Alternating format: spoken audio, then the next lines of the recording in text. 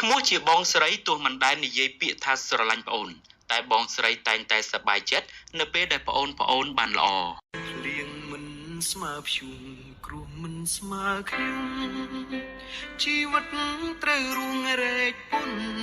រងទីរុនស្រែកឃ្លានលំបាកគ្រួសារក្រខ្សត់ជូចត់រស់នៅសែនតោកយ៉ាងអាសូរបងគ្មានសម្រាប់លំបាកប៉ុណ្ណាបងស្រីស៊ូទ្រាំញើងបងស្រក់ហូរប្រណាំងទឹកភ្នែកក៏បងមិនខ្ចីអល់អាយព្យាយាមស៊ូប្រឹងព្រោះគ្រួសារបងស្រីរឹងមាំពុំពៀប្រណាំងនឹងវាសនា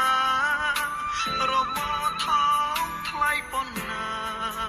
ក៏បងស្រីហ៊ានលះបង់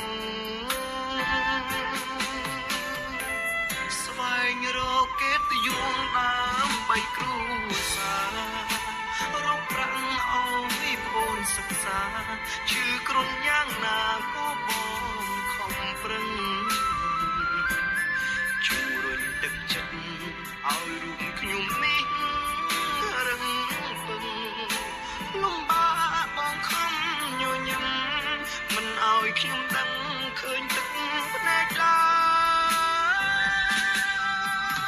យឲ្យប្អូនរៀនខ្ពស់យួនបងស៊ូអាប់ប្រឹងរ